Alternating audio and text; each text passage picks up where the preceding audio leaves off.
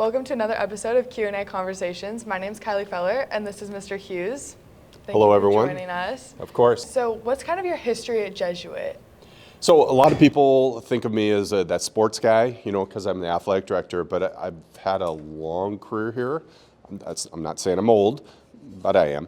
No, I started here in 1985 as a Christian service director. So what Andrea Casey does, I actually started that program. It didn't exist until I came in and I started that program.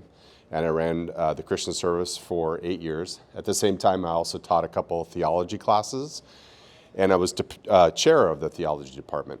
Then I actually took a year off, and I went to Boston College, got my master's in theology.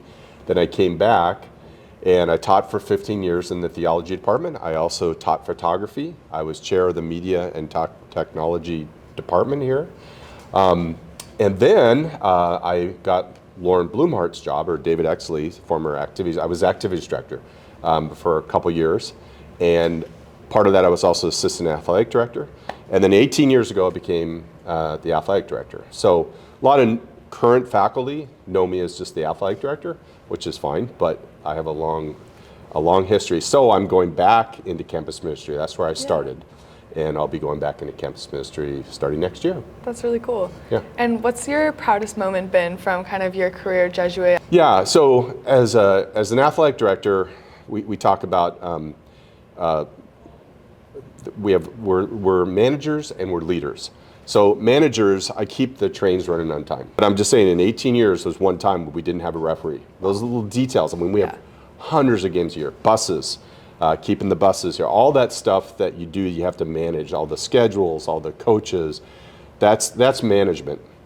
But an athletic director is also hopefully a leader. And so what I feel most proud about is getting our coaches to coach for character in that what we call our core covenant program, where my main job is I don't know a lot of the wonderful students because my job is to coach the coaches. And so I spend so much of my time training coaches, bringing them in for workshops, getting them to just not what we call the informational level, not just going the X's and O's, the skills and drills, but hopefully our coaches are also taking time to coach for character, that they're talking about the need for poise and emotional maturity. So they're not yelling at the refs, they're not getting red carded out of the games. They're taking time to talk about teamwork and working as a sisterhood or a brotherhood as a team. That they're taking time to talk about grit and resiliency, because we all get injured, we all have down days, but you gotta have that grit.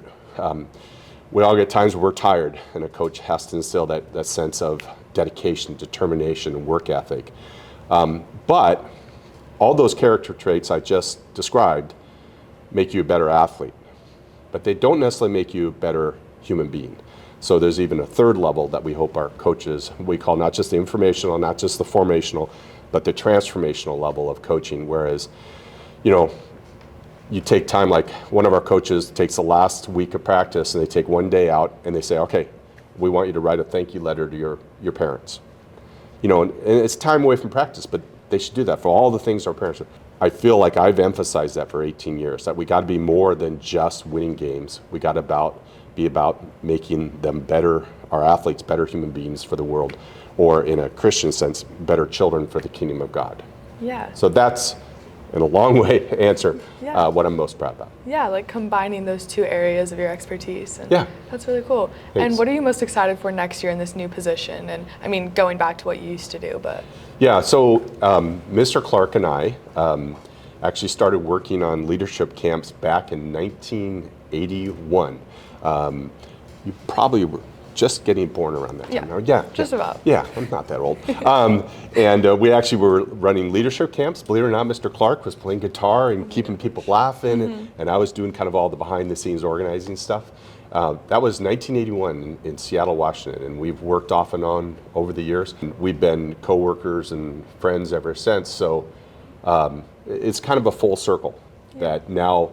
And quite honestly, I only have maybe 5 more years left at Jesuit. My last 5 years will be where I started, which was working in ministry and working with Don Clark, who's such a talented spiritual man. And it'll be a joy to work with him. Absolutely, yeah. That's awesome. Thank Yeah. you so much for joining us today. Absolutely. Thank you for watching another episode of Jesuit Media Conversations. My name is Kiley Feller, and producing this episode is Soleil Scott. If you want more original news and live reporting, you can check us out at jesuitnews.com or on our Instagram at JesuitHSmedia. Thank you so much.